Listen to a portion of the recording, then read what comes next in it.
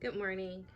We had the opportunity as high core students this week to take our 10-week exit exam, and today's assignment was to take 10 of those questions that we feel are going to be most important as estheticians and walk through those questions with you guys.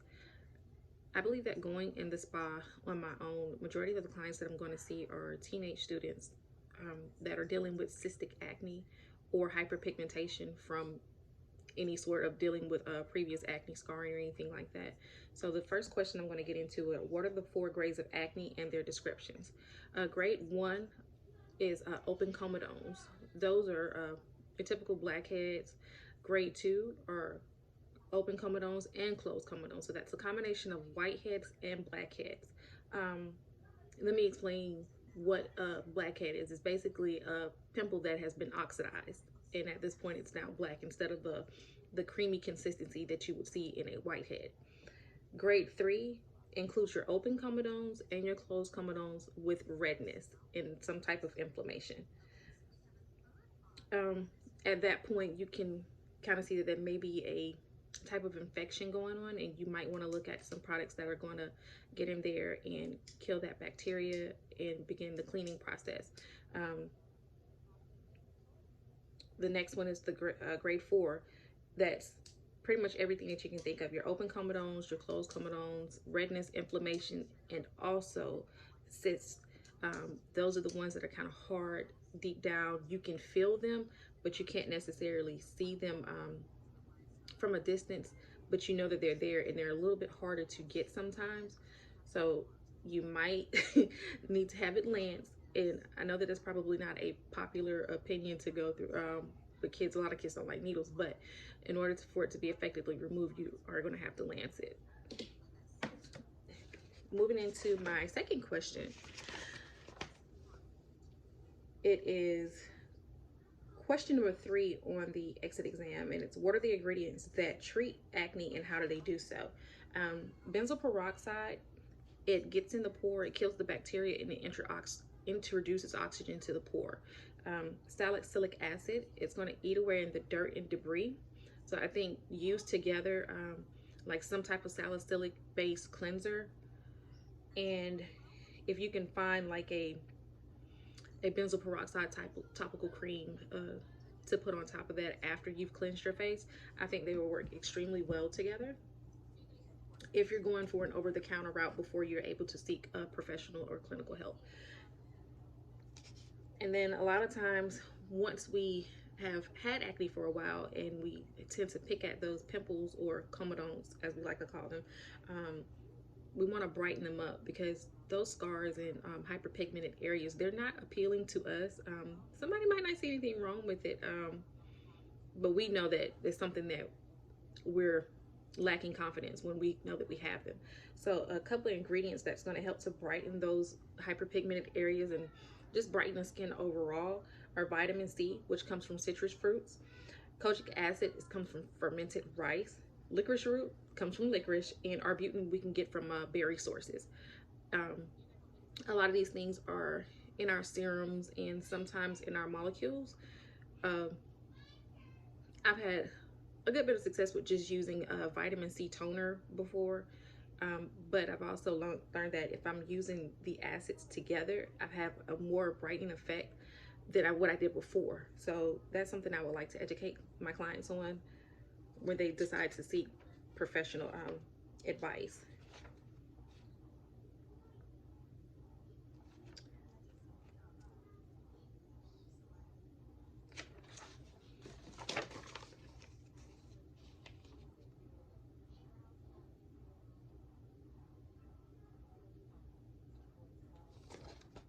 Another thing I want to get into are what are ingredients to avoid during pregnancy. Um, Accutane, we do know that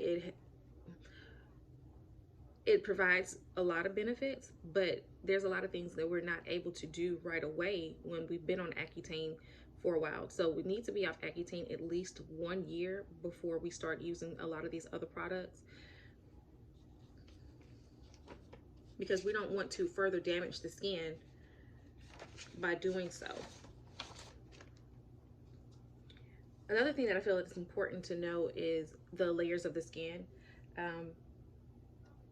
There are 5 layers: the stratum corneum, the stratum spinosum, the stratum granulosum, the stratum lucidum, and the stratum germinativum.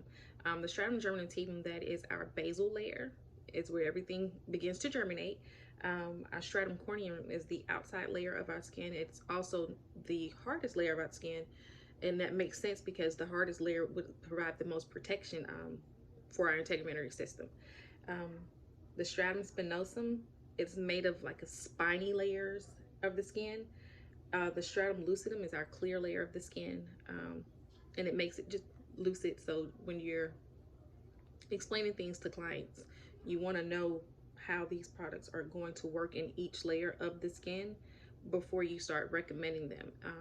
And it's important for them to understand what we're doing to each layer of the skin before we start to perform the services, and that way they don't get the excitement of wanting to jump straight into, oh well, I want this look instantly. So if they understand the layers of the skin and how these products are going to work and affect the layers of the skin, they'll be more prone to a more healthier skin regimen.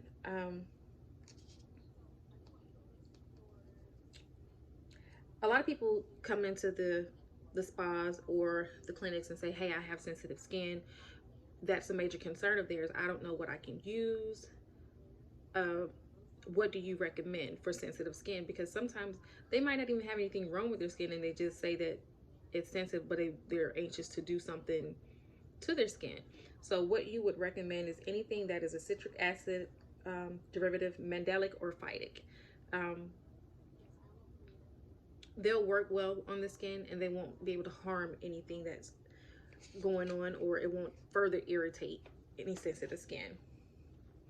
One of my favorite services to perform is the microdermabrasion facials, but I also like glycolic acid.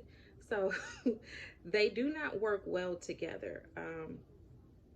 If you put glycolic acid derivatives on the skin while performing a microdermabrasion facial, you risk leaving streak marks or bruises on that person's skin. So if you're gonna recommend those services to someone, I think you should also explain to them before you come in, make sure you don't use any type of glycolic acid, because when I get ready to do this microdermabrasion facial, I don't want to leave streak marks and I don't want to, leave any bruises, anything that's recognizable and potentially harm you in the look that you're going for.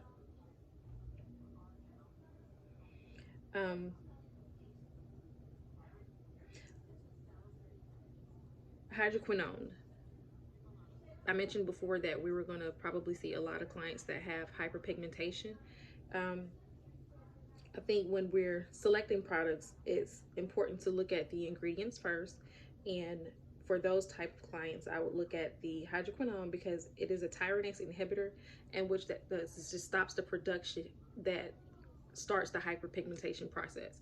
So if you can stop the production of it and kind of slow it down, then you can work on healing the skin and correcting the problem at the same time.